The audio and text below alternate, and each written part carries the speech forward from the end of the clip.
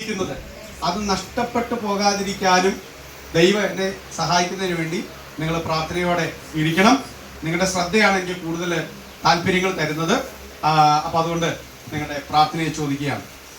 ഞാനിന്ന് നിങ്ങളോട് സംസാരിക്കാനായിട്ട് ആഗ്രഹിക്കുന്ന ഒരു വിഷയത്തിൻ്റെ പ്രധാനപ്പെട്ട ചിന്ത, അതിൻ്റെ പ്രമേയം എന്നുള്ളത് ദൈവത്തിൻ്റെ പരമാധികാരം എന്നുള്ളതാണ്.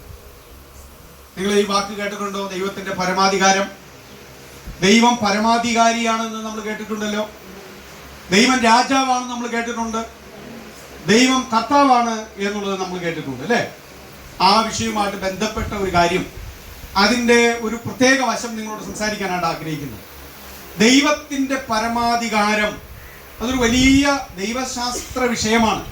പക്ഷേ അത് സാധാരണക്കാരായ നമ്മുടെ വിശ്വാസികൾ അല്ലെങ്കിൽ സാധാരണക്കാരായ നമ്മുടെ ജീവിതത്തിൽ അത് എങ്ങനെ നമുക്ക് മനസ്സിലാക്കാനായിട്ട് കഴിയും?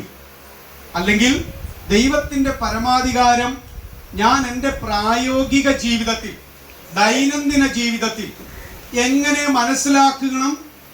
അതിൽ എനിക്കുണ്ടാകുന്ന സന്തോഷം എപ്രകാരമുള്ളതാണ്? ഞാൻ എൻ്റെ ജീവിതത്തെ ദൈവത്തിൻ്റെ പരമാധികാരത്തിൻ്റെ ഉള്ളിൽ എങ്ങനെ നോക്കിക്കാണണം? എൻ്റെ ശുശ്രൂഷയെ നോക്കിക്കാണണം, എൻ്റെ ജീവിതാവസ്ഥകളെ നോക്കിക്കാണണം, എൻ്റെ ജീവിതത്തിൻ്റെ ബഹുമുഖങ്ങളെ അല്ലെങ്കിൽ പലവിധമായ ജീവിത സാഹചര്യങ്ങളെയും ഒക്കെ നോക്കി കാണണം. അതെനിക്ക് എങ്ങനെ സന്തോഷം കൊണ്ടുവരും, എനിക്കെങ്ങനെ കൂടുതൽ പ്രയോജനമുള്ളതാക്കി എൻ്റെ ജീവിതത്തെ മാറ്റുവാൻ കഴിയും. ഞാൻ ഒട്ടനവധി കാര്യങ്ങളാണ് പറഞ്ഞത്. ലളിതമായിട്ട് പറഞ്ഞാൽ ദൈവത്തിൻ്റെ പരമാധികാരം എൻ്റെ പ്രായോഗിക ജീവിതത്തിൽ എങ്ങനെ ഞാൻ മനസ്സിലാക്കണം, ആ മനസ്സിലാക്കൽ എന്നെ ഏതെല്ലാം വിധത്തിൽ സഹായിക്കും, എൻ്റെ ജീവിതത്തിൽ അതെങ്ങനെ സന്തോഷം കൊണ്ടുവരും, സംതൃപ്തി കൊണ്ടുവരും, ഒരു ഉയർന്ന ജീവിതം, പ്രയോജനമുള്ള ജീവിതം, അനുഗ്രഹീതമായ ജീവിതം, ദൈവപ്രസാദമുള്ള ഒരു ജീവിതം എനിക്കെങ്ങനെ നയിക്കാൻ കഴിയും എന്നുള്ളതാണ് ഈ സന്ദേശത്തിൻ്റെ ഒരു ആകെത്തുകയായിട്ട് ഞാൻ നിങ്ങളുടെ മുമ്പാകെ അവതരിപ്പിക്കാനായിട്ട് ശ്രമിക്കുന്നത്. നിങ്ങൾ ശ്രദ്ധയോടെ ഇരിക്കുക. ഈ വിഷയം മനസ്സിലാക്കാൻ വേണ്ടിയിട്ട് ഞാൻ വേദപുസ്തകത്തിലെ ഒരു കുടുംബത്തെ നിങ്ങളുടെ മുമ്പാകെ പരിചയപ്പെടുത്താനായിട്ട് ആഗ്രഹിക്കുകയാണ്. വേദപുസ്തകത്തിലെ ഒരു കുടുംബം പെന്തിക്കോസിൽ വന്നതിന് ശേഷം കല്യാണം കഴിച്ചിട്ടുള്ള ആരെങ്കിലും ഉണ്ടോ? ഞാൻ പെന്തിക്കോസിൽ വന്നതിന് ശേഷമാണ് കല്യാണം കഴിച്ചത്. എന്നെ പോലെ പെന്തിക്കോസ് വിശ്വാസത്തിൽ വന്നതിന് ശേഷം കല്യാണം കഴിച്ച ആരെങ്കിലും നിങ്ങൾ കയ്യിൽ നിന്ന് പൊക്കി ഞാൻ കാണട്ടെ. എനിക്ക് അങ്ങനെ കാണുമ്പോഴാണ് എനിക്ക് ചില കാര്യങ്ങൾ പറയാൻ പറ്റുള്ളൂ അല്ലേ? അല്ലേ? അതെ. ഫിലിപ്പാസ്. അപ്പോൾ ഇവിടെ ഇരിക്കുന്ന ദൈവദാസന്മാർ പലരും വളരെ കുറച്ച് പേരുള്ളൂല്ലോ. നിങ്ങൾ അതിന് മുമ്പേ നിങ്ങൾ കല്യാണം കഴിച്ചു കഴിഞ്ഞു അല്ലേ? സാറില്ല. പക്ഷേ പെന്തിക്കോസ് കല്യാണത്തിൽ പങ്കെടുത്തിട്ടുള്ളവരാണ് നമ്മളെല്ലാവരും അല്ലേ? അപ്പോൾ നമ്മൾ സാധാരണ പെന്തിക്കോസ് കല്യാണത്തിന് ഈ വധുവരന്മാരെ അല്ലെങ്കിൽ ഭാര്യയും ഭർത്താവുമായി തീർന്നവർ, വധു പിന്നെ വരനും അവർ പിന്നെ ഭാര്യയും ഭർത്താവുമായി, അതിനുശേഷം അവരെ ഒരു ആശീർവദിച്ചൊരു അനുഗ്രഹ പ്രാർത്ഥന നടത്താറുണ്ട് അല്ലേ? അനുഗ്രഹ പ്രാർത്ഥന നിങ്ങൾ കേട്ടിട്ടുണ്ടോ? എവിടെ കേൾക്കാനായിട്ട്? നമ്മളിത് ആ സമയത്ത് അതാണ് കേൾക്കാൻ പോണേ അല്ലേ? ഇനി കേട്ടിട്ടുള്ളവർ ഉണ്ട്, അല്ലെങ്കിൽ ഇനി പോകുമ്പോഴൊക്കെ നിങ്ങൾ ശ്രദ്ധിക്കണം.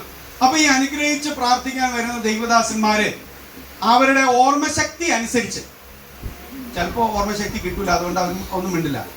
അതുകൊണ്ട് ഓർമ്മശക്തി അനുസരിച്ച് അവര് ഈ ദമ്പതികളെ അനുഗ്രഹിച്ച് പ്രാർത്ഥിക്കുമ്പോൾ അങ്ങ് പഴയ നിയമത്തിൽ നിന്ന് കുറച്ച് ദൈവഭക്തന്മാരുടെ പേരുകളും കുടുംബങ്ങളുടെ പേരും പറഞ്ഞ് അനുഗ്രഹിക്കും. ശ്രദ്ധിച്ചിട്ടുണ്ടോ? നിങ്ങൾക്ക് അറിയാവുന്ന പേരുകളൊക്കെ പറഞ്ഞ്, കർത്താവേ ഈ ദമ്പതികളെ, ഈ വിജയൻ,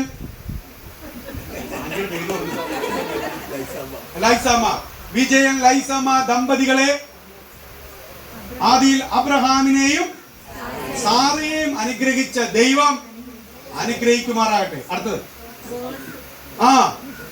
അതിന് മുമ്പുണ്ടല്ലോ നിങ്ങൾ ഇസഹാക്കിനെയും റിബേക്കയെയും അനുഗ്രഹിച്ച ദൈവം ഇവരെ അനുഗ്രഹിക്കട്ടെ. അടുത്തത് യാക്കോബ്. പിന്നെ കഴിയുമ്പോ 2 ഭാര്യമാരിൽ ഒരാളെ കിട്ടി.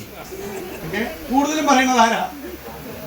റാഹേൽ എന്നാണ് കൂടുതലും പറയണത്. പക്ഷെ യേശു ആരിൽ നിന്ന് വന്നതെന്ന് അറിയാമോ? ലേയിൽ നിന്ന് വന്നേ. പക്ഷെ അതാരും ഓർക്കുന്നു, കാരണം ലേയ്ക്ക് ഗ്ലാമർ ഇല്ലാത്തതുകൊണ്ടാകാം ചിലപ്പോ ലേയുടെ വലിയ പേരൊന്നും പറയാത്തത്. ഏതായാലും ആരെങ്കിലും ഒരാളെങ്കിലും എടുക്കുകയാണ്. യാക്കോബിനെയും റാഹേലിനെയും അനുഗ്രഹിച്ച ദൈവം ഈ ദമ്പതികളെ അനുഗ്രഹിക്കട്ടെ. പിന്നെ ബോവസ്, രൂത്ത്, പിന്നെ പിന്നെ കുറച്ച് നേരം ഒരൊറ്റ ചാട്ടം കിട്ടും ചാടി പുതിയ നിയമത്തിലേക്ക് വന്നിട്ട് ആകെ പറയാൻ പറ്റുന്നത് അക്വിലാവിനെയും പ്രിസില്ലയെയും. ഞാൻ ആലോചിക്കാറുണ്ട്, പത്രോസിനെയും ഭാര്യയും അനുഗ്രഹിച്ച ദൈവം എന്നെന്താ പറയാത്തത്? പത്രോസ് ആണെങ്കിൽ നല്ല കുടുംബസ്നേഹമുള്ള നല്ലൊരു ഫാമിലി മാൻ ആയിരുന്നു. അമ്മായിമ്മയ്ക്കായിട്ട് വളരെ നല്ല സൗഹൃദവും പെരുമാറ്റവും നല്ല ബന്ധവും ഉണ്ടായിരുന്ന ഒരു മനുഷ്യനായിരുന്നു പത്രോസ്. കാരണം അതുകൊണ്ടാണല്ലോ അമ്മായിമ്മ രോഗം പിടിച്ച് കിടന്നപ്പോൾ യേശുവിനെ വീട്ടിൽ കൊണ്ടുവന്ന് പ്രാർത്ഥിപ്പിച്ചത്. അല്ലെങ്കിൽ അതോടുകൂടി പത്രോസിനെ വിചാരിക്കായിരുന്നു, ഇതാ അമ്മായിമ്മ പോകാനുള്ള സന്ദർഭം, ഇതാ യേശുവിനെ കൊണ്ട് വെറുതെ പ്രാർത്ഥിപ്പിച്ച് സൗഖ്യമൊന്നും. അതിന്റെ അർത്ഥം എന്താ? പത്രോസ് തന്റെ കുടുംബത്തെയും ഭാര്യയെയും ഭാര്യയുടെ അമ്മയെയും കുടുംബത്തെയും വീട്ടിലുള്ളവരെയൊക്കെ സ്നേഹിച്ചു എന്നുള്ളത് കൊണ്ടാണ് വീട്ടിലേക്ക് യേശുവിനെ കൊണ്ടുവന്നതും അമ്മായിമ്മയ്ക്ക് വേണ്ടി പ്രാർത്ഥിപ്പിച്ചതും. അപ്പൊ ആ പത്രോസിനെ പോലെ ആകണ്ടേ നമ്മള്? അപ്പൊ അത് പറയാറില്ല, ഞാൻ അത് പറയാൻ വേണ്ടി പറഞ്ഞല്ല. എങ്കിലും നമ്മൾ അക്വിലാവ് പ്രിസില്ല എന്ന് പറയുന്ന ദമ്പതികളെ കുറിച്ച് കേട്ടിട്ടുണ്ട്. ഞാൻ ഈ അക്വിലാവിനെയും പ്രിസില്ലയെയും നിങ്ങൾക്കൊന്ന് പരിചയപ്പെടുത്താൻ പോവുകയാണ്. അക്വിലാവും പ്രിസില്ലയും എങ്ങനെയുള്ളവരായിരുന്നു? അവരുടെ ജീവിതത്തിന്റെ ഒരു ചെറിയ ഒരു ചിത്രം നിങ്ങളുടെ മുമ്പാകെ അവതരിപ്പിച്ച് ഞാൻ വേഗത്തിലിരിക്കാം. നമുക്ക് അപ്പോസ്തല പ്രവൃത്തി 18-ാം അധ്യായം അതിന്റെ 1 മുതൽ 4 വരെയുള്ള വാക്യങ്ങൾ വായിക്കാം. അപ്പോസ്തല പ്രവൃത്തി 18-ന്റെ 1 മുതൽ 4 വരെയുള്ള വാക്യങ്ങൾ ആരെങ്കിലും ഒരാൾ ഉറക്കൊന്ന് വായിച്ച് എല്ലാവർക്കും കേൾക്കാൻ പറ്റുന്നത് പോലെ ഒന്ന് വായിച്ചേ. ആരാണ് അവർ അഥേന വിട്ട് കൊരിന്തിൽ ചെന്നു എന്ന് പറയുന്നത്? അക്വിലാവും പ്രിസില്ല അല്ല, പൗലോസും പൗലോസിന്റെ ടീമും. അതിൽ ആരൊക്കെയുണ്ട്? പൗലോസ് ഉണ്ട്. പൗലോസിന്റെ ടീമിലുള്ള ആളാണ് ലൂക്കോസ്. അപ്പോസ്തല പ്രവൃത്തി എഴുതിയ ആള് ലൂക്കോസ് ആണ്. അതുകൊണ്ട് ഞങ്ങൾ എന്ന് എവിടെയെങ്കിലൊക്കെ വായിക്കുന്നുണ്ടെങ്കിൽ ആ കൂട്ടത്തിൽ ആരുണ്ട്? ലൂക്കോസും ഉണ്ട്. ലൂക്കോസും പൗലോസും കൂടിയാണ് യാത്ര ചെയ്തത്. എവിടെയെങ്കിലും ലൂക്കോസിന് ഉൾപ്പെട്ടിട്ടില്ലെങ്കിൽ അവിടെ പറയും പൗലോസ് കപ്പൽ കയറി പോയി. അപ്പൊ ഇടയ്ക്ക് ലൂക്കോസ് യാത്ര ഡിസ്കണ്ടിന്യൂ ചെയ്യുകയോ അല്ലെങ്കിൽ വേറെ ഏതെങ്കിലും കാര്യങ്ങൾക്ക് വേണ്ടി പോവുകയോ ചെയ്തുകൊണ്ടാകും അങ്ങനെ പറയുന്നത്. അപ്പോ അവർ അഥേന വിട്ടു. എവിടെ എത്തി? കൊരിന്തിൽ ചെന്നു.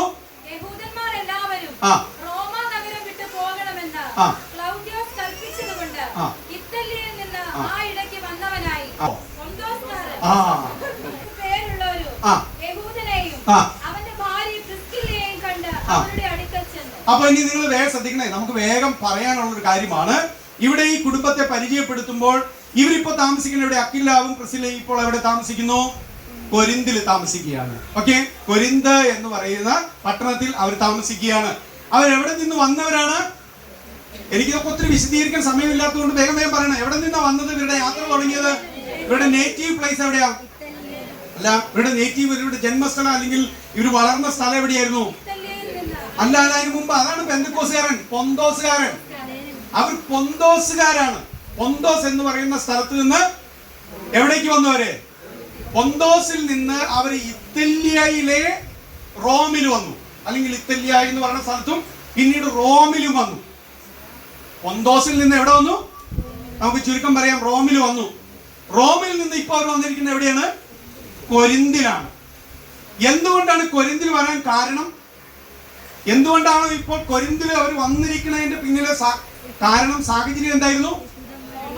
അവിടെ തന്നെ എഴുതി വെച്ചിട്ടുണ്ട്.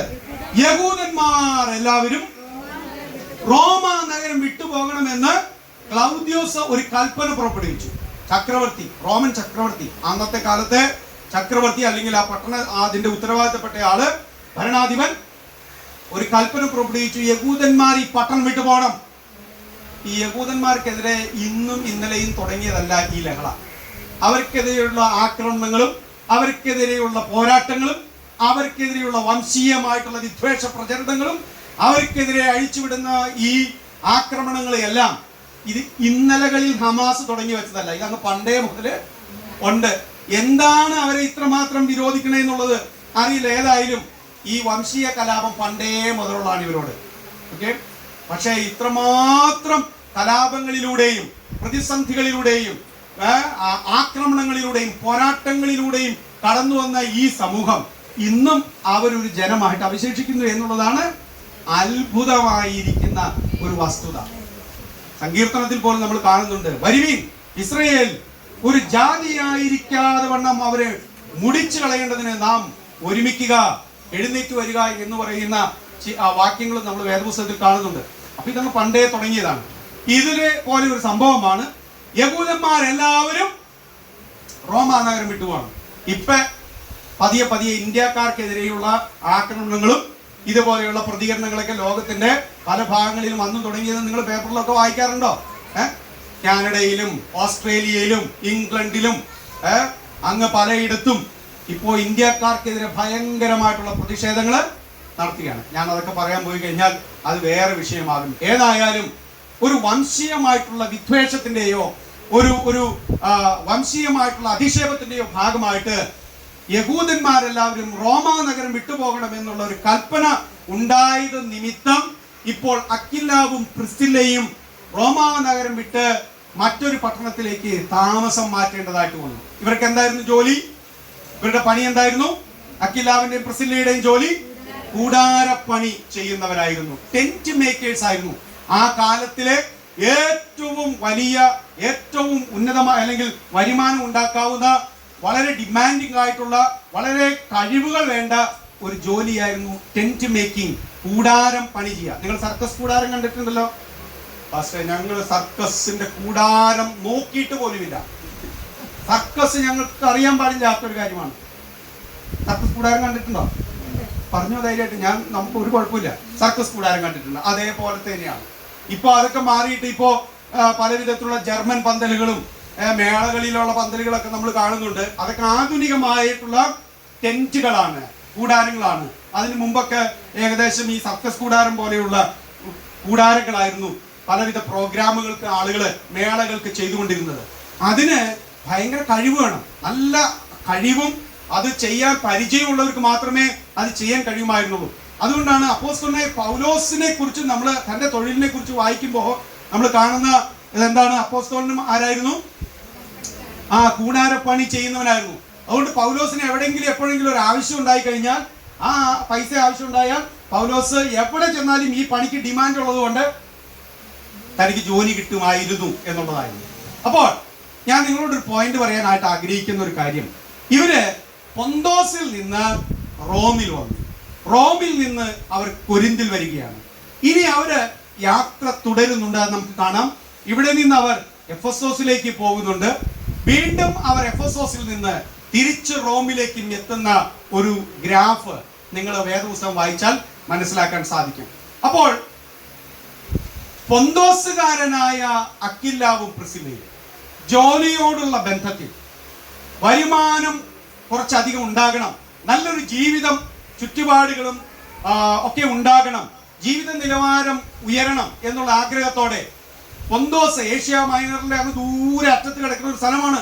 നമ്മുടെ മലയാളികളൊക്കെ നല്ല ജീവിതവും വരുമാനവും ഒക്കെ പ്രതീക്ഷിച്ചുകൊണ്ട് കേരളം വിട്ട് ഓസ്ട്രേലിയയിലേക്കും ന്യൂസിലൻഡിലേക്കും ഇംഗ്ലണ്ടിലേക്കും കാനഡയിലേക്കും ഒക്കെ പോകുന്നത് പോലെ അക്വിലാവും പ്രിസ്കില്ലയും കുടുംബമായിട്ട് അവരുടെ ജന്മസ്ഥലം വിട്ട് അവരെവിടേക്ക് വന്നു? റോമിലേക്ക് വന്നു. റോം ആ കാലത്തെ ഏറ്റവും ആധുനികമായ പട്ടണമായിരുന്നു. എല്ലാ ജോലി സാധ്യതകളും ഉണ്ടായിരുന്ന പട്ടണം, റോമൻ സാമ്രാജ്യത്തിന്റെ ക്യാപിറ്റൽ. അത്രമാത്രം മനോഹരമായ ഒരു ഇടം. എല്ലാ റോഡുകളും റോമിലേക്ക് എന്ന് പറയത്തക്ക നിലയിൽ എല്ലാ പ്രദേശങ്ങളും റോമുമായിട്ട് ബന്ധിക്കപ്പെട്ടിരുന്ന ഒരു സ്ഥലം, ഒരു സാമ്രാജ്യത്തിന്റെ തലസ്ഥാനം, ടൂറിസ്റ്റ് കേന്ദ്രം, ധാരാളം കഥകൾ പറയാനുള്ള സ്ഥലം. ഈ സ്ഥലത്തിലേക്കാണ് അക്വിലാവും പ്രിസ്കില്ലയും ജോലിയോടുള്ള ബന്ധത്തിൽ അല്ലെങ്കിൽ അവരുടെ ഏതോ താല്പര്യത്തോടുള്ള ബന്ധത്തിൽ റോമിൽ വന്നത്. പക്ഷെ ഇപ്പോൾ ഒരു വംശീയ കലാപം, ഒരു വംശീയ വിദ്വേഷത്തിന്റെ ഭാഗമായിട്ട് അവർക്ക് ആ പട്ടണം വിട്ടു പോകേണ്ടതായിട്ട് വരികയാണ്. അവർ ജീവനും കൊണ്ട് ഓടി ഇപ്പോൾ കൊരിന്തിൽ വന്ന് താമസിക്കുകയാണ്. കൊരിന്തിൽ വന്ന് താമസിക്കുമ്പോഴാണ് ഈ പട്ടണത്തിലേക്ക് സുവിശേഷ വേലയുടെ ഭാഗമായി സുവിശേഷം അറിയിച്ചുകൊണ്ട് അപ്പോസ്തലനായ പൗലോസ് ആ പട്ടണത്തിലേക്ക് വരുന്നത്. പൗലോസ് അപ്പോസ്തലൻ തന്റെ സുവിശേഷ വേലയിൽ താൻ സ്വീകരിച്ചിരിക്കുന്ന ചില രീതികളുണ്ട്. ഏതെങ്കിലുമൊക്കെ പട്ടണത്തിൽ ചെന്നാൽ അവിടെ യഹൂദന്മാരുണ്ടോ, പള്ളിയുണ്ടോ, യഹൂദന്മാരുടെ പള്ളിയായ സിനഗോഗ് ഉണ്ടോ, ഇതൊക്കെ അന്വേഷിച്ച് അവരുമായിട്ടുള്ള ബന്ധങ്ങളൊക്കെ സ്ഥാപിച്ച്, സൗഹൃദങ്ങളൊക്കെ സ്ഥാപിച്ച്, അവരോട് സുവിശേഷമൊക്കെ പറഞ്ഞ് ആ പ്രദേശത്തെ സുവിശേഷവൽക്കരിക്കുന്ന ഒരു രീതിയായിരുന്നു അപ്പോസ്തലനായ പൗലോസിനും അല്ലെങ്കിൽ ആദ്യകാലത്തെ അപ്പോസ്തലന്മാർക്കും ഉണ്ടായിരുന്നത്. ഇങ്ങനെ പൗലോസ് കൊരിന്തിൽ വന്നു. കൊരിന്ത് പട്ടണത്തിന്റെ പ്രത്യേകത എന്താണ്? കൊരിന്ത് പട്ടണത്തിന്റെ പ്രത്യേകത, കൊരിന്ത് ഒരു വാണിജ്യ നഗരം പോലെ ആയിരുന്നു. മാത്രമല്ല വളരെ സാംസ്കാരികമായി ധാർമ്മികമായി അധപ്പതിച്ച ഒരു പട്ടണം കൂടിയായിരുന്നു കൊരിന്ത് പട്ടണം. അവിടെ താമസിക്കുന്നവരുടെ ധാർമ്മിക നിലവാരം, സ്വഭാവങ്ങള്, അവരുടെ വീക്ഷണങ്ങള് ഒക്കെ വളരെ മോശവും തരം താണതുമായിരുന്നു. അല്ലെങ്കിൽ വളരെ ലിബറൽ ആയിരുന്നു. വളരെ കുത്തഴിഞ്ഞ ജീവിതം നയിക്കുന്ന ആളുകളായിരുന്നു കൊരിന്തിൽ താമസിച്ചത്. കാരണം അതൊരു വ്യാപാര നഗരം പട്ടണമായതുകൊണ്ട് വ്യാപാര നഗരത്തിന്റെ എല്ലാവിധമായ സാധ്യതകളും അതിന്റെ പോരായ്മകളും അതിന്റെ എല്ലാവിധമായ അധാർമികതയും ഉള്ള പട്ടണമാണ്. ഒരു കാലത്ത് ഇന്നും നിങ്ങൾക്ക് ഗൂഗിൾ അടിച്ചാൽ ശ്രദ്ധിച്ചാൽ മനസ്സിലാകും, അന്വേഷിച്ചാൽ മനസ്സിലാകും, ഒരു പ്രയോഗം പോലും കൊരിന്തുമായിട്ട് ബന്ധപ്പെട്ടുണ്ടായിരുന്നു. ആളുകൾ പറയുമായിരുന്നു, നീ ഒരു കൊരിന്ത്യനെ പോലെ പെരുമാറരുതെന്ന്. നീ ഒരു കൊരിന്ത്യനെ പോലെ പെരുമാറരുത് എന്ന് പറഞ്ഞാൽ അത്രയ്ക്കും മ്ലേച്ഛമായിട്ട് ഒരു നിലവാരവുമില്ലാതെ നമ്മുടെ സാധാരണ ഭാഷയിൽ പറഞ്ഞാൽ നീ ഇത്ര തറയാകരുത്, ഇത്ര മോശമാകരുത് എന്ന് പറയുന്ന ഒരു പ്രയോഗം പോലും, നീ ഒരു കൊരിന്ത്യനെ പോലെ പെരുമാറരുത്, നീ ഒരു കൊരിന്ത്യനായിരിക്കരുത് എന്ന് പറയുമായിരുന്ന ഒരു ശൈലി പോലും അക്കാലത്തുണ്ടായിരുന്നു. അങ്ങനെ വളരെ മ്ലേച്ഛമായിട്ടുള്ള, വളരെ അധാർമികമായിട്ടുണ്ടായിരുന്ന ഒരു വ്യാപാര നഗരമായിരുന്നു കൊരിന്ത് എന്ന് പറയുന്ന പട്ടണം. ഈ പട്ടണത്തിൽ ഒരുപക്ഷെ അക്വിലാവും പ്രിസ്കില്ലയും ഈ പട്ടണം തിരഞ്ഞെടുത്തതിന്റെ കാരണം ഇതൊരു ലിബറൽ സിറ്റി ആയതുകൊണ്ട് എല്ലാവരെയും ഉൾക്കൊള്ളും, എല്ലാവർക്കും സ്വീകാര്യമായിട്ടുള്ള ഒരു പട്ടണമായിരുന്നു. ജോബ് സാധ്യതകള്, ജോലി സാധ്യതകളൊക്കെ വളരെ ഉണ്ടായിരുന്നു എന്നുള്ളത് കൊണ്ടാകാം അവർ ആ പട്ടണം തിരഞ്ഞെടുത്തത്. സുവിശേഷം എല്ലായിടത്തും പ്രചരിക്കേണ്ടത് ആവശ്യമാണ്, എല്ലായിടത്തും എത്തേണ്ടത് ആവശ്യമാണ്, അത് പാപികളുടെ അടുക്കിലേക്ക് എത്തേണ്ടതും ആവശ്യമാണ്. അതുകൊണ്ടാണ് പൗലോസ് കൊരിന്തിലേക്ക് സുവിശേഷമായിട്ട് വന്നത്. ഇവിടെ ഒരു സംഗമം നടക്കുകയാണ്, ഇവിടെ ഒരു കൂട്ടുകെട്ട് ആരംഭിക്കുകയാണ്, ഇവിടെ ഒരു സൗഹൃദം ആരംഭിക്കുകയാണ്. ആ സൗഹൃദം വളർന്ന് വലുതായി പന്തലിച്ച് അതൊരു വലിയ ഒരു അനുഗ്രഹമായി ദൈവസഭയുടെ ചരിത്രത്തിലെ ഒരു അനുഗ്രഹീതമായ കൂട്ടായിട്ട്, സൗഹൃദമായിട്ട്, ഒരു ബന്ധമായിട്ട് ആ ബന്ധം മാറുകയാണ്.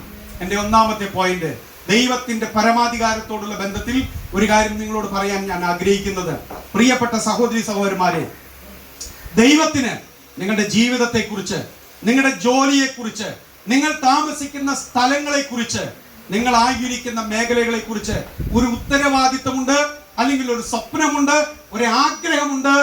നിങ്ങളെക്കുറിച്ച് ദൈവത്തിനൊരു പദ്ധതിയുണ്ട് എന്നുള്ളത് കൊണ്ട്, നിങ്ങളെക്കുറിച്ച് ദൈവത്തിന് ഒരു പദ്ധതിയുണ്ട് എന്നുള്ളത് കൊണ്ട് ദൈവം നിങ്ങളുടെ ജീവിതത്തിൽ പരമാധികാരിയായി ഇടപെട്ട് പ്രവർത്തിക്കുന്നവനാണ്.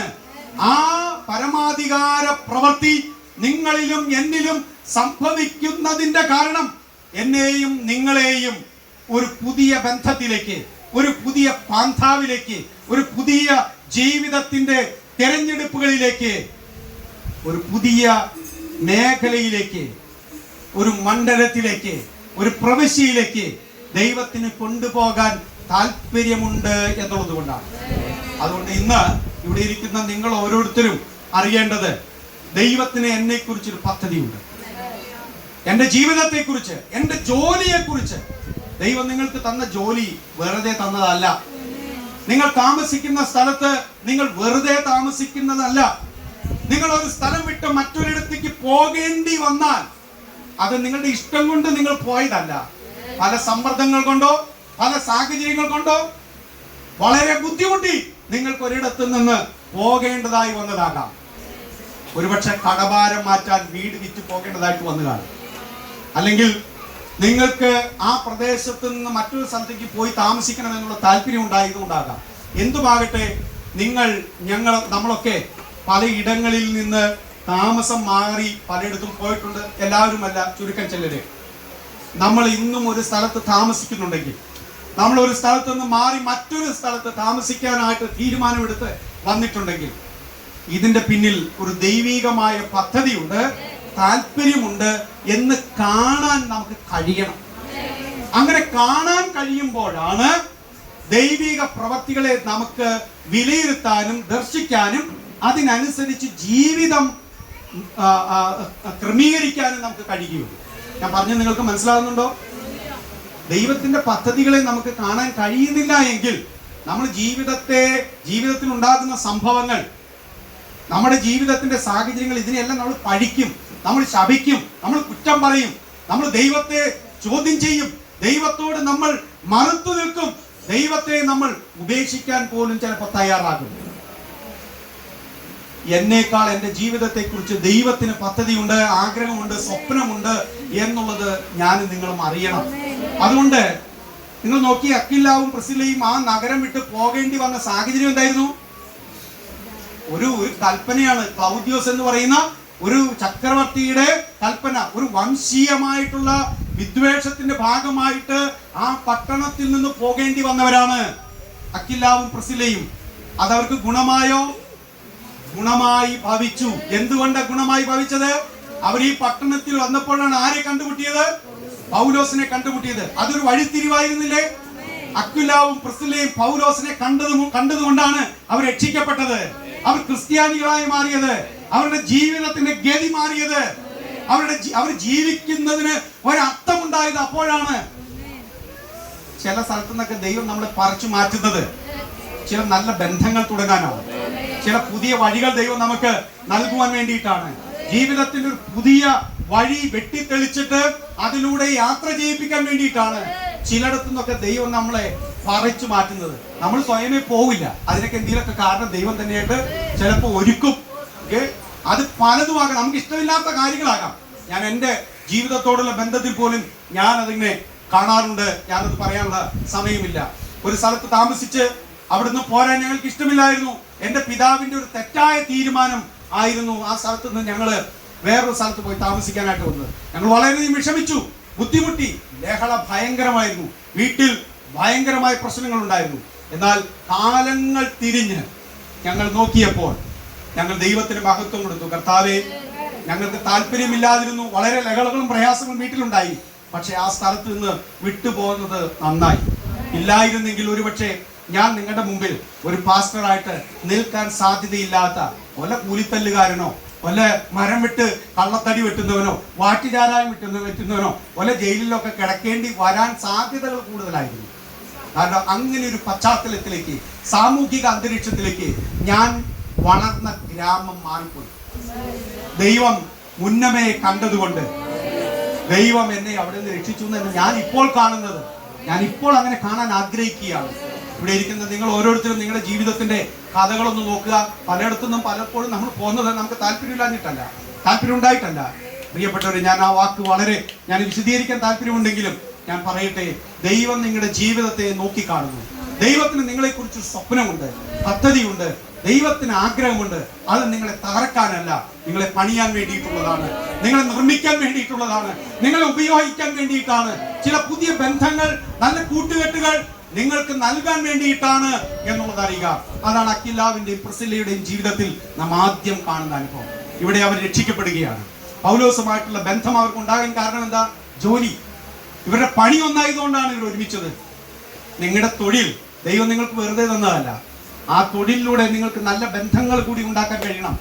നിങ്ങൾ നല്ല ബന്ധങ്ങൾ സ്ഥാപിക്കണം, നല്ല സൗഹൃദങ്ങൾ നിങ്ങൾക്കുണ്ടാകണം. ആ നല്ല സൗഹൃദങ്ങൾ നിങ്ങൾക്ക് ഒരുപക്ഷെ വഴിത്തിരിവാകും. നല്ല സൗഹൃദങ്ങൾ നിങ്ങൾക്ക് എപ്പോഴും ഉണ്ടാകണം കേട്ടോ. ചുമ്മാ മോശമായിട്ട് ഒരു പണിയില്ലാണ്ട് തൊഴിലില്ലാണ്ട് കിടക്കുന്ന ആളുകളുമായിട്ട് കൂട്ടും കേട്ട് കടയിലും പോയിരുന്ന് സമയവും കളഞ്ഞ് ചുമ്മാ ചാറ്റും ചെയ്ത് ജീവിതം കളയാതെ ക്വാളിറ്റിയുള്ള ആളുകളുമായിട്ടൊക്കെ ബന്ധങ്ങൾ സ്ഥാപിക്കണം. അവരുമായിട്ട് നിങ്ങൾ കണക്റ്റഡ് ആകണം. അത് നിങ്ങളുടെ വഴിത്തിരിവിന് കാരണമാകും.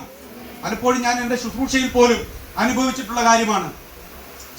എനിക്ക് പലയിടത്തും പല ശുശ്രൂഷകൾ പോലും ഉണ്ടായിട്ടുള്ളതിന്റെ കാരണം ചില സൗഹൃദങ്ങൾ കൊണ്ട് മാത്രമാണ്. നിങ്ങളുടെയും ജീവിതത്തിൽ ദൈവത്തിന് അങ്ങനെ നിങ്ങളെ ഉപയോഗിക്കാൻ കഴിയും. നല്ല ബന്ധങ്ങൾ നിങ്ങൾ ഉണ്ടാക്കിയെടുക്കുക, അത് സൂക്ഷിക്കുക, അത് പണിതുയർത്തുക. അത് വളരെ പ്രധാനപ്പെട്ടതാണ്, നല്ല ബന്ധങ്ങൾ. ഓക്കെ, അവിടെ നിന്ന് നമ്മൾ കാണുകയാണ് പൗലോസ് ഇവരുമായിട്ട് സുവിശേഷം പറയുന്നു. അക്വിലാവ് പ്രിസ്കില്ല ദമ്പതികൾ രക്ഷിക്കപ്പെടുന്നു. അവര് കർത്താവിന് വേണ്ടി അവരുടെ ജീവിതം മാറ്റുകയാണ്. ഇനി ഞാൻ അധികം പറഞ്ഞു പോയി കഴിഞ്ഞാൽ സമയം അങ്ങ് മുന്നോട്ട് പോകും എന്നുള്ളത് കൊണ്ട് ഞാൻ അധികം വിശദീകരിക്കാതെ പോവുകയാണ്. നിങ്ങൾ ചെന്നിട്ട് അപ്പോസ്തലപ്രവൃത്തി 18-ാം അധ്യായം പൂർണ്ണമായിട്ടും വായിക്കണം വീട്ടിൽ ചെന്ന്. എന്നിട്ട് ഞാൻ ഈ പറയുന്ന കാര്യങ്ങളൊക്കെ നിങ്ങൾ കേട്ട് വീട്ടിൽ ചെന്ന് വായിക്കുമ്പോൾ കൂടുതൽ തെളിഞ്ഞു വരും. നിങ്ങൾക്ക് തന്നെ ദൈവത്തിന്റെ പരിശുദ്ധാത്മാവ് നിങ്ങളെ ബോധ്യപ്പെടുത്തും, ഓർമ്മപ്പെടുത്തും. ഇനി നമ്മൾ കാണുന്നത് ഈ അക്വിലാവും പ്രിസ്കില്ലയും പൗലോസും കൂടി ഒരു യാത്ര അവിടെ നിന്ന് പിന്നീട് പോവുകയാണ്. റോമിൽ നിന്ന് കൊരിന്തിലേക്ക് വന്നത് ഒരു ദുരന്തത്തിന്റെ ഭാഗമായിട്ടാണ്. പക്ഷെ കൊരിന്തിൽ നിന്ന് ഇനി അവര് കപ്പൽ കയറി അവർ മറ്റൊരു സ്ഥലത്തേക്ക് യാത്ര ചെയ്യാണ്. അവര് സിറിയയിലേക്കും സിറിയയിൽ നിന്ന് എഫെസോസിലേക്കും പോകുന്നത് ഈ അധ്യായത്തിൽ നിങ്ങൾ കാണും. എന്തിനാണ് ഈ യാത്ര? ഈ യാത്ര ജോലി ചെയ്യാൻ വേണ്ടി പോയതല്ല, ജോലി അന്വേഷിച്ച് പോയതല്ല. ഇപ്പോൾ പൗലോസിന്റെ കൂടെയാണ് യാത്ര. എന്തിനാ പൗലോസ് എഫെസോസിലേക്ക് പോയത്? സുവിശേഷ വേലയോടുള്ള ബന്ധത്തിലാണ്. കൂട്ടത്തിൽ ആരെങ്കിലും കൊണ്ടുപോയി? അക്വിലാവിനെയും പ്രിസ്കില്ലയെയും കൂടെ കൂട്ടത്തിൽ കൊണ്ടുപോയി. എന്നിട്ട് പൗലോസ് അവരെ ആ പട്ടണത്തിലാക്കി. ഈ പട്ടണത്തില് എഫെസോസിൽ അവിടെ ആക്കി വെച്ചിട്ട് പൗലോസ് അടുത്ത സ്ഥലത്തേക്ക് പോയി. ഇനി നിങ്ങൾ കാണുന്നത് വളരെ ആക്റ്റീവായിട്ടുള്ള അക്വിലാവിനെയും പ്രിസ്കില്ലയെയാണ്. അവർ എഫെസോസില് അവർ സിനഗോഗിൽ പോകുമായിരുന്നു, അവർ പള്ളിയിൽ പോകുമായിരുന്നു. നിങ്ങൾ അതിന്റെ 23 വാക്യം മുതൽ ഒന്ന് വായിച്ച് 18-ന്റെ 23 മുതൽ. അവിടെ കുറെ നാൾ താമസിച്ച ശേഷം പുറപ്പെട്ട് ക്രമത്താലെ ഗലാത്യ ദേശത്തിലും ഫ്രുഗ്യയിലും സഞ്ചരിച്ച് ശിഷ്യന്മാരെ ഒക്കെയും ഉറപ്പിച്ചു. അതിനുശേഷം നമുക്ക് വായിക്കാം 24 വാക്യം. വേഗം നമുക്ക് വായിക്കേ. ഞാൻ വായിക്കാം, എല്ലാവരും കേൾക്കും. Thank you sister. അലക്സാന്ദ്രിയക്കാരനായി വാഗ്വൈഭവവും തിരുവെഴുത്തുകളിൽ സാമർഥ്യമുള്ള അപ്പല്ലോസ് എന്ന പേരുള്ള ഒരു യഹൂദൻ എഫെസോസിൽ എത്തി. അവൻ കർത്താവിന്റെ മാർഗത്തിൽ ഉപദേശം ലഭിച്ചവനായിരുന്നു. യോഹന്നാന്റെ സ്നാനത്തെക്കുറിച്ച് മാത്രം അറിഞ്ഞിരുന്നുവെങ്കിലും ആത്മാവിൽ എരിവുള്ളവനാകിയാൽ അവൻ യേശുവിന്റെ വസ്തുത സൂക്ഷ്മമായി പ്രസ്താവിക്കുകയും ഉപദേശിക്കുകയും ചെയ്തു. അവൻ പള്ളിയിൽ പ്രാഗൽഭ്യത്തോടെ പ്രസംഗിച്ചു തുടങ്ങി. അക്വിലാസും പ്രിസ്കില്ലയും അവന്റെ പ്രസംഗം കേട്ടപ്പോൾ അവനെ ചേർത്തുകൊണ്ടു ദൈവത്തിന്റെ മാർഗം അധികം സ്പഷ്ടമായി അവന് തെളിയിച്ചു കൊടുത്തു. അക്വിലാവിന്റെ പ്രിസ്കില്ലയുടെയും ഇപ്പോഴത്തെ ഒരു അവസ്ഥ എന്താണെന്ന് അറിയാമോ? ഇവർ രക്ഷിക്കപ്പെട്ടു. ഇവര് പള്ളിയിൽ പോകുന്നവരായി. ഇവരുടെ പണിയൊക്കെ ഭയങ്കര തിരക്ക് പിടിച്ച പണിയാണ്. ഈ തിരക്ക് പിടിച്ച പണിയിലും അവര് പള്ളിയിൽ പോകാനും പള്ളിയിൽ പോയാൽ വെറുതെ ഇരിക്കാനും അല്ലായിരുന്നു തീരുമാനിച്ചത്. പള്ളിയിൽ പോയി കിടന്നോ, പള്ളിയിൽ വരുമ്പോൾ ഉറങ്ങണ ആളുകളുണ്ട് അല്ലേ? യോഗത്തിന് വരുന്നത്, നമ്മൾ പള്ളിയിൽ വരുന്നത് ശാന്തമായിട്ട് വിശ്രമിക്കാൻ വേണ്ടിയിട്ടാണ്. വീട്ടിലത് പറ്റാറില്ലാത്തതുകൊണ്ട്. ഓക്കെ, അപ്പൊ പള്ളിയിൽ വന്നിട്ട് ഇവരെന്താ ചെയ്തത്? പള്ളിയിൽ വന്ന് പ്രസംഗിക്കുന്ന ആളുടെ പ്രസംഗം നന്നായിട്ട് കേട്ടു എന്നാണ് അതിന്റെ അർത്ഥം. അവിടെ വായിച്ചപ്പോൾ നിങ്ങൾക്ക് മനസ്സിലായില്ലേ? അപ്പല്ലോസിന്റെ പ്രസംഗം അവർ കേൾക്കുകയാണ്. അപ്പല്ലോസിന്റെ പ്രസംഗം കേട്ട് കഴിഞ്ഞപ്പോ ഇവർക്കൊരു കാര്യം ബോധ്യായി. ഈ ചെറുപ്പക്കാരൻ കൊള്ളാനോടെ നല്ല മിടുക്കനാണ്, പക്ഷേ ഒരു ചെറിയ കുറവ് അവനുണ്ട്. ഇവന് ശരിയായ നിലയിലുള്ള ഉപദേശം കിട്ടിയിട്ടില്ല. ഇവനാകെ അറിയാവുന്നത് യോഹന്നാന്റെ സ്നാനത്തെ കുറിച്ചേ അറിയാവുള്ളൂ. പിന്നെ പഴയ നിയമത്തിലെ കുറെ കാര്യങ്ങൾ അറിയാം. ഇവനെ കുറച്ച് കാര്യങ്ങൾ പറഞ്ഞു കൊടുത്ത് ബോധ്യപ്പെടുത്തി മനസ്സിലാക്കിപ്പിച്ചു കൊടുത്താൽ ഇവൻ പുലിയല്ല, ഇവൻ പുപ്പുലിയാകും. കാരണം ഇവൻ മിടുക്കനാണ്, ഇവൻ നല്ലോണം സംസാരിക്കുന്നുണ്ട്, വാഗ്വൈഭവമുണ്ട്, തിരുവെഴുത്തുകളെ കുറിച്ച് നല്ല ബോധ്യങ്ങൾ പലതുമുണ്ട്. പക്ഷെ ഇവൻ അറിയേണ്ട ചില വെളിപ്പാടുകളും ചിന്തകളും ചില ഉപദേശങ്ങളും ഇവൻ അറിഞ്ഞിട്ടില്ല. അതുകൊണ്ട് അവർ രണ്ടുപേരും അടുത്തിരുന്ന് പറഞ്ഞു കാണും, അക്വിലാവും പ്രിസ്കില്ലയും, നമുക്ക് ഇവനെ വീട്ടിൽ വിളിച്ചുകൊണ്ട് പോയി ഫുഡൊക്കെ കൊടുത്ത് ഒരു ചെറിയ ബൈബിൾ സ്റ്റഡി കൊടുത്താലോ ചേട്ടാ എന്ന് ചിലപ്പോ പ്രിസ്കില്ലയും അക്വിലാവും കൂടി സംസാരിച്ചു കാണും. ഏതായാലും യോഗം കഴിഞ്ഞപ്പോ അവർ വീട്ടിലേക്ക് വിളിച്ചുകൊണ്ടുപോയി. ആരെ? അപ്പല്ലോസിനെ. എന്നിട്ട് അവിടെ എഴുതിയിരിക്കുന്നത് എന്താ? ദൈവത്തിന്റെ മാർഗം അധികം സ്പഷ്ടമായി അവന് തെളിയിച്ചു കൊടുത്തു എന്നാണ് ഇവിടെ കാണുന്നത്. എന്തോരം കാര്യങ്ങൾ എനിക്ക് ഇവിടെ പറയേണ്ടെന്ന് അറിയാമോ? നിങ്ങൾ ടട്ടേന്ന് ഞാൻ പറയാൻ പോവാ. ഓക്കെ, നിങ്ങൾ കേൾക്കണം. ഒന്ന്, ഇവര് പള്ളിയിൽ വെറുതെ പോയിരിക്കലായിരുന്നു. ഇവര് പള്ളിയിലെ സജീവ അംഗങ്ങളായിരുന്നു. പഠിക്കേണ്ട പാഠം, പള്ളിയിൽ വെറുതെ പോയിരിക്കരുത്, വെറുതെ ഉറക്കം തൂങ്ങാൻ പോയിരിക്കരുത്. പോയിരുന്ന് പ്രസംഗം കേൾക്കണം. അതിലെ സജീവ അംഗങ്ങളായിട്ട് നിങ്ങൾ തുടരണം.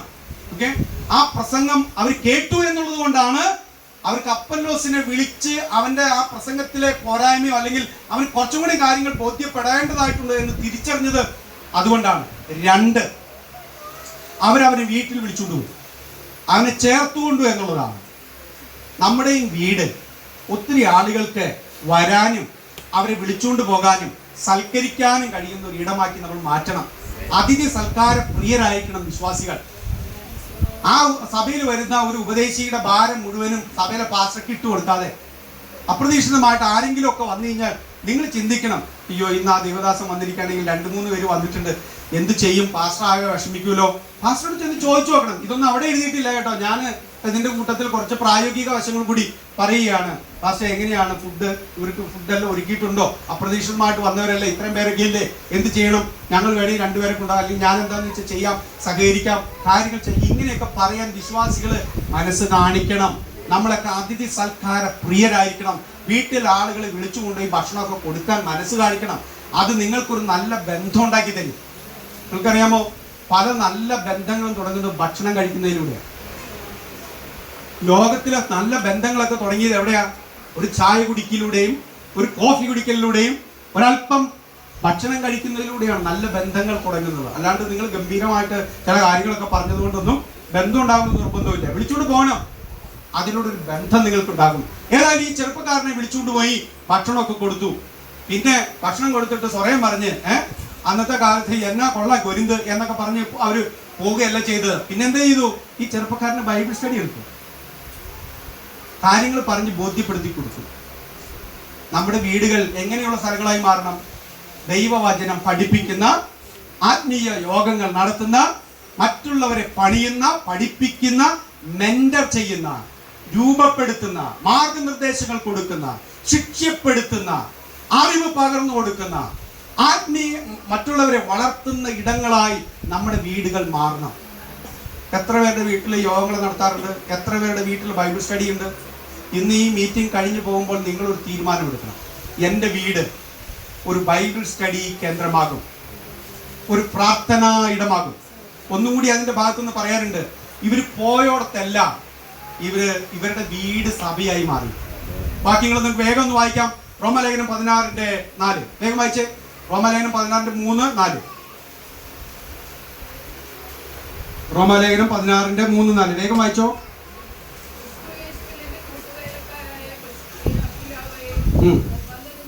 ആ 16:3 വായിക്കണേ. വായിച്ചോ.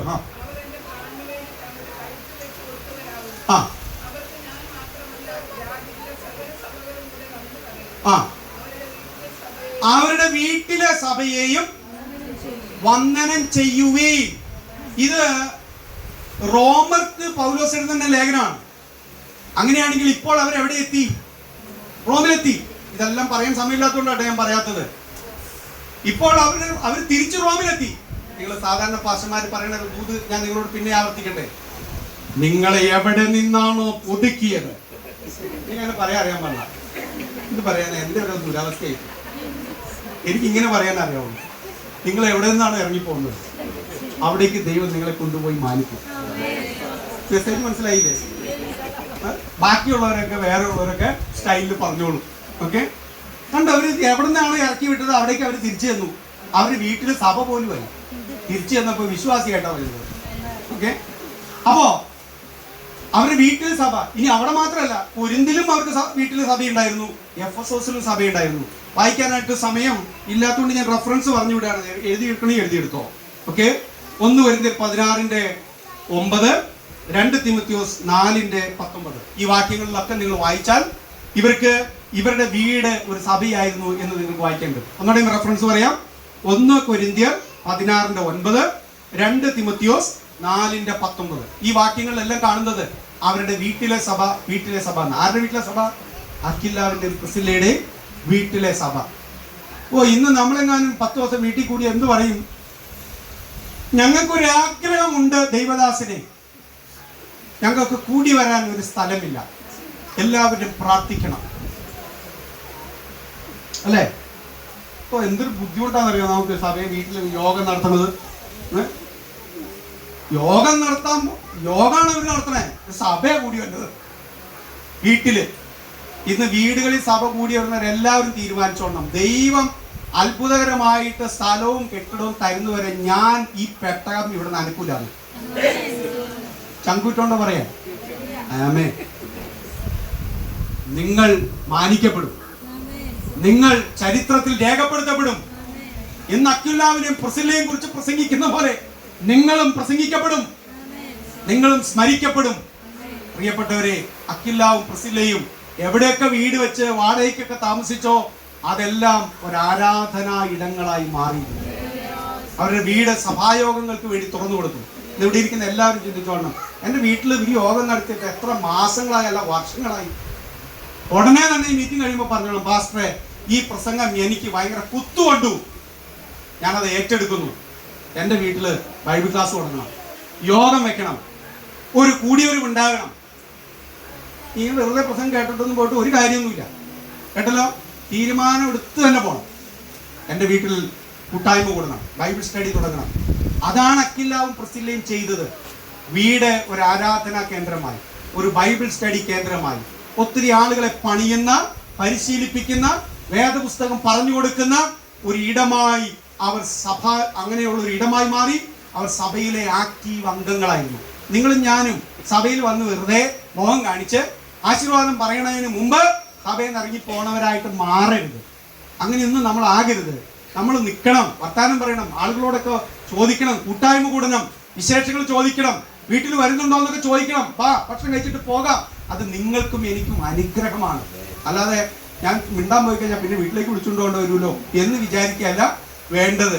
ദൈവം നിങ്ങളെ സഹായിക്കും. നിങ്ങൾക്കറിയാമോ, അബ്രഹാമിനെയും സാറയെയും ദൈവം അനുഗ്രഹിക്കാൻ കാരണം എന്താ? വെറുതെ ഇരുന്ന അബ്രഹാം തല പൊക്കി നോക്കിയപ്പോൾ 3 പേരും എന്നാണ്. അന്നത്തെ ഒരു സംസ്കാരവും രീതി അനുസരിച്ച് പറഞ്ഞു, ഭക്ഷണമൊക്കെ കഴിച്ചിട്ട് പോകാം, പിന്നെ വെയിലാറിയിട്ട് പോകാം, ഭക്ഷണമൊക്കെ കഴിക്കാം. ഉടനെ തന്നെ ഒരു കാളക്കുട്ടീനെയൊക്കെ ഇവിടെ അടുത്ത് ഭക്ഷണമൊക്കെ കൊടുത്തു കഴിഞ്ഞ് പറഞ്ഞു, അടുത്ത പ്രാവശ്യം ഞങ്ങൾ വരുമ്പോൾ മക്കളൊന്നും ഇല്ലേ, എവിടെ ശബ്ദമൊന്നും കേൾക്കാനില്ലല്ലോ, മക്കളുണ്ടാവും പറഞ്ഞൊരു അനുഗ്രഹം കാണിച്ചിട്ട് അങ്ങ് പോയി. എന്താ? ഒരു അതിഥി സൽക്കാരത്തിന്റെ അനുഗ്രഹമായിരുന്നു. ദൈവത്തിന്റെ പദ്ധതി അങ്ങനെ രൂപപ്പെട്ടു വന്നത്. മനസ്സിലായല്ലോ? ദൈവിക അനുഗ്രഹങ്ങൾ നമ്മുടെ മുന്നിലൂടെ പോകുമ്പോൾ വിളിച്ചു കയറ്റാൻ തയ്യാറാണ് കേട്ടോ. അതൊക്കെ ഞാനൊരു പ്രയോഗമായിട്ട് പറഞ്ഞു എന്ന് മാത്രമേ ഉള്ളൂ. അപ്പോ അതിഥി സൽക്കാര പ്രിയരായവരൊക്കെ അനുഗ്രഹിക്കപ്പെട്ടവരായിട്ടുണ്ട് എന്നുള്ളതാണ് നമ്മൾ കാണുന്നത്. അപ്പോൾ നമ്മുടെ വീട്, നമ്മുടെ സൗകര്യങ്ങൾ, നമ്മുടെ ചുറ്റുപാടുകളൊക്കെ ദൈവസഭയ്ക്കും ദൈവരാജ്യത്തിനും ഉപകാരമുള്ളതായിട്ട് മാറണം, ചെലവിടണം എന്നുള്ളതാണ് പറഞ്ഞു വന്നതിന്റെ താല്പര്യം. നമ്മൾ അങ്ങനെയായി മാറുമോ? ഇന്നൊരു തീരുമാനം എടുക്കണം, അങ്ങനെയായി മാറണം. ഇനി വേറൊരു കാര്യം കൂടി അതിന്റെ കൂട്ടത്തിൽ പറയാനുള്ളത്, ഈ അക്വിലാവും പ്രിസ്കില്ലയും ഈ അപ്പല്ലോസിനെ കുറിച്ച് അവിടെ എഴുതി വെച്ചിട്ടുണ്ട്. എന്താ? അവൻ വാഗ്വൈഭവവും തിരുവഴുത്തുകളിൽ വലിയ പ്രാവീണ്യമുള്ള വ്യക്തിയായിരുന്നു. ഇവനെ വീട്ടിൽ വിളിച്ചുകൊണ്ടായ സംസാരിച്ചത്. അങ്ങനെയാണെങ്കിൽ ഇവനോട് സംസാരിക്കത്തക്ക നിലയിലുള്ള അറിവും ബോധ്യങ്ങളും ആർക്കുണ്ടായിരുന്നു? അക്വിലാവിനും പ്രിസ്കില്ലയ്ക്കും ഉണ്ടായിരുന്നു. എന്താ കാരണം? നിങ്ങൾ തന്നെ പറഞ്ഞേ, എന്താ കാരണം? നിങ്ങളൊന്ന് ആലോചിച്ച് നോക്കിയേ. പൗലോസുമായിട്ടുള്ള കൂട്ടുകെട്ട്. മനസ്സിലായല്ലോ? ഇതാണ് നല്ല ബന്ധങ്ങൾ നിങ്ങൾക്ക് ഉണ്ടാക്കി തരുന്ന ഗുണം. നല്ല ആളുകളുമായിട്ടും, ക്വാളിറ്റിയുള്ള ആളുകളുമായിട്ടും, നല്ല ചിന്തകരുമായിട്ടും, അധ്യാപകരുമായിട്ടും, പ്രഭാഷകരുമായിട്ടും, അറിവുള്ളവരുമായിട്ടും നിങ്ങൾ കൂട്ടുകൂടിയാൽ, നമ്മൾ പറയുന്ന പോലെ മുല്ലപ്പം പൂമ്പടി ഏറ്റുകിടക്കും കല്ലിനും ഉണ്ടൊരു സൗരഭ്യം എന്ന് പറയുന്നത് പോലെ നിങ്ങളിലേക്കും ആ സൗരഭ്യം വരും. ആ ക്വാളിറ്റി തന്നെ കയറും. അതാണ് അക്വിലാവും പ്രിസ്കില്ലയും.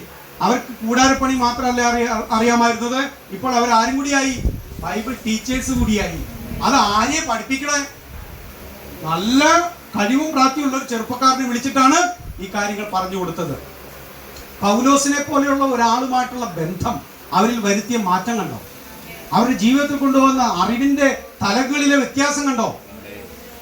ഞാനൊരു കാര്യം കൂടി പറയട്ടെ. നല്ല ദൈവകൃപയും അറിവും ജ്ഞാനവും അനുഭവ സമ്പത്തും ക്വാളിറ്റിയുമുള്ള ആളുകളെ നിങ്ങളുടെ ജീവിതത്തിൽ കണ്ടു കിട്ടിയാൽ, ബന്ധം കിട്ടിയാൽ, അവരൊന്നും വിടരുത്, പിടിഞ്ഞെടുത്തോളണം, ഉപയോഗിച്ചോളണം.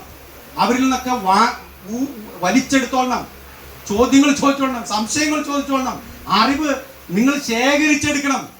അല്ലാണ്ട് ചുമ്മാ വെറുതെ ബടായും പറഞ്ഞ് അതും പറഞ്ഞ് ഇതും പറഞ്ഞ് സമയം കളയാതെ അങ്ങനെ ഉപയോഗിക്കണം.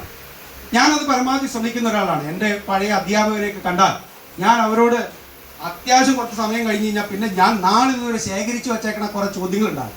അതൊക്കെ ഞാൻ അവരോടൊപ്പം ചോദിക്കും. ഓക്കെ. അതുകൊണ്ട് ഇന്നും എനിക്ക് എൻ്റെ അധ്യാപകരുമായിട്ട് കണക്ഷൻ ഉണ്ട്. അപൂർവം ചില വിദ്യാർത്ഥികൾക്ക് മാത്രമാണ് പഴയ അധ്യാപകരുമായിട്ട് കണക്ഷൻ ഉണ്ടാകുകയുള്ളൂ. ഞാൻ പറഞ്ഞു വന്നത്, നല്ല ബന്ധങ്ങൾ നിങ്ങൾക്ക് ആവശ്യമാണ്, നമുക്ക് ആവശ്യമാണ്. അത് നമ്മളെ വളർത്തും. അപ്പോൾ ഇനി മറ്റൊരു കാര്യം കൂടി പറയുന്നത്, റോമാലേഖനം 16:4 നമ്മൾ വായിച്ചൊരു കാര്യമുണ്ട്. ഇവരെ കുറിച്ച് പൗലോസ് പറയുന്ന ഒരു കാര്യം, ഞാൻ അവസാനിപ്പിക്കുകയാണ്, നിങ്ങൾ പേടിക്കണ്ട. പൗലോസ് പറയുന്ന ഒരു കാര്യമുണ്ട്. ഈ അക്വിലാവിനെയും പ്രിസ്കില്ലയെയും കുറിച്ച് പറഞ്ഞപ്പോ എന്താ പറഞ്ഞെന്നറിയാമോ? അവരുടെ വീട്ടിലെ സഭയെ വന്നതിന് ശേഷം ഇവരെ കുറിച്ച് പറയുകയാണ്, ഇവര് എന്റെ പ്രാണന് വേണ്ടി അവരുടെ കഴുത്ത് വെച്ച് കൊടുക്കുവാൻ മനസ്സുള്ളവരായിരുന്നു, അല്ലെങ്കിൽ വെച്ചു കൊടുത്തവരായിരുന്നു. അവർ സുവിശേഷകരെയും സുവിശേഷ വേലയെയും ഇഷ്ടപ്പെട്ടിരുന്നു, സ്നേഹിച്ചിരുന്നു, ദൈവഭക്തന്മാരെ മാനിച്ചിരുന്നു.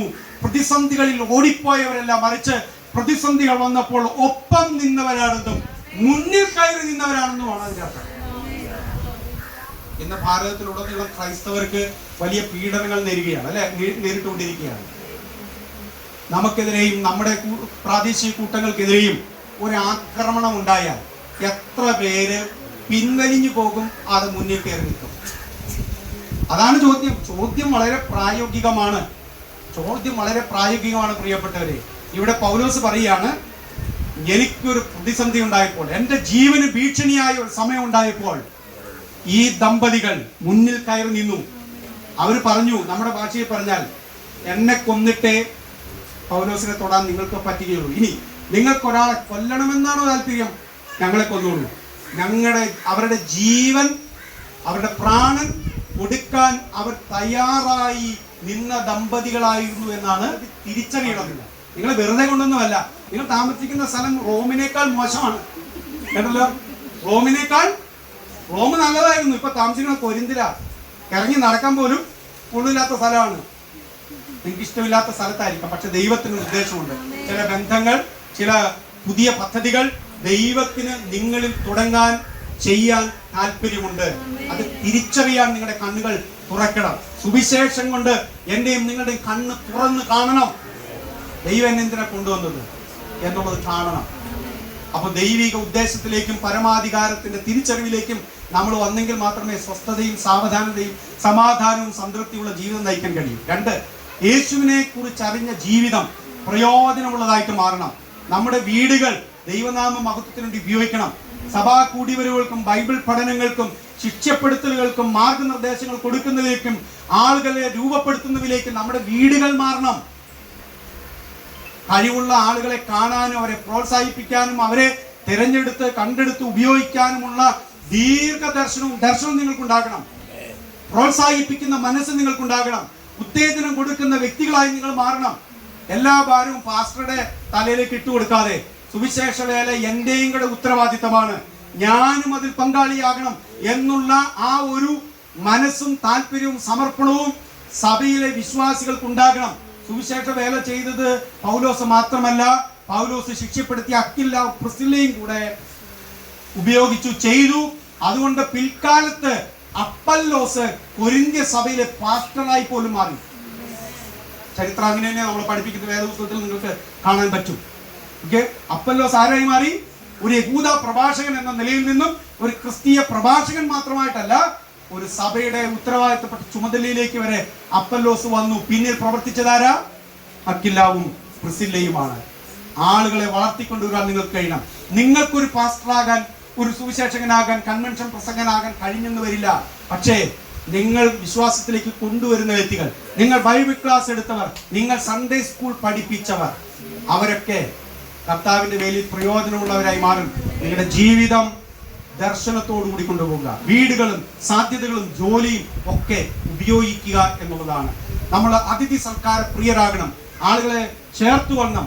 നല്ല സർവീസുകൾ നമുക്ക് കൊടുക്കാനായിട്ട് കഴിയണം എന്നുള്ളതാണ്. അങ്ങനെ കർത്താവിന്റെ വേലയ്ക്ക് വേണ്ടി, സുവിശേഷത്തിന് വേണ്ടി ജീവൻ പോലും കൊടുക്കാൻ മനസ്സുള്ളവരായിട്ട്, സമർപ്പണമുള്ളവരായിട്ട്, മുന്നിൽ നിൽക്കുന്നവരായിട്ട്, ഒപ്പം നിൽക്കുന്നവരായിട്ട്, ഉത്തേജിപ്പിക്കുന്നവരായിട്ട്, എവിടെ പോയാലും ഞാൻ ക്രിസ്തുവിന് ഒരു സൗരഭ്യവാസിനിയായിരിക്കും എന്നുള്ള സമർപ്പണത്തോടെ ഇന്ന് പകൽക്കാലം ഇവിടെ നിന്ന് പോകാൻ കർത്താവ് നമ്മെ സഹായിക്കട്ടെ. ഒരു വാക്ക് നമുക്ക് പ്രാർത്ഥിക്കാം. സ്വർഗസ്ഥ പിതാവേ, ഞങ്ങൾ തിരുവചനത്തിൽ നിന്ന് കേട്ട ഈ സന്ദേശപ്രകാരം അക്വിലാവിനെയും പ്രിസ്കില്ലയെയും പോലെ ഞങ്ങളുടെ ജീവിതം ദൈവത്തിന് പ്രസാദമുള്ളതും ദൈവത്തിന് പ്രയോജനമുള്ളതുമായി മാറ്റുവാൻ കർത്താവ് സഹായിക്കണം. ഞങ്ങളെ അതിനായിട്ട് സമർപ്പിക്കുന്നു. സുവിശേഷത്തെ സ്നേഹിക്കുവാൻ, ദൈവസഭയെ സ്നേഹിക്കുവാൻ, നല്ല ബന്ധങ്ങൾ ഞങ്ങൾക്ക് ഉണ്ടാക്കുവാൻ, അത് സൂക്ഷിക്കുവാൻ, അത് ഉപയോഗിക്കുവാനൊക്കെ ഞങ്ങളെ സഹായിക്കണമേ. അതിഥി സൽക്കാര പ്രിയരായിരിക്കുവാൻ ഞങ്ങളെ സഹായിക്കണമേ. ദൈവകരങ്ങളിലേക്ക് ഞങ്ങളെ ഏൽപ്പിക്കുകയാണ്. ഞങ്ങളുടെ സഭകൾ വളരട്ടെ, ഞങ്ങളുടെ കൂട്ടായ്മകൾ ശക്തിപ്പെടട്ടെ, ഞങ്ങളിലൂടെ ദൈവത്തിന്റെ നാമം മഹത്വമെടുക്കട്ടെ. ഞങ്ങളുടെ വീടുകൾ ആരാധനാലയങ്ങളും ബൈബിൾ സ്റ്റഡി കേന്ദ്രങ്ങളുമായിട്ട് മാറട്ടെ. യേശു ക്രിസ്തുവിന്റെ നാമത്തിൽ ഞങ്ങൾ പ്രാർത്ഥിക്കുന്നു. ഞങ്ങളുടെ പ്രാർത്ഥന സ്വീകരിക്കണമേ പിതാവേ.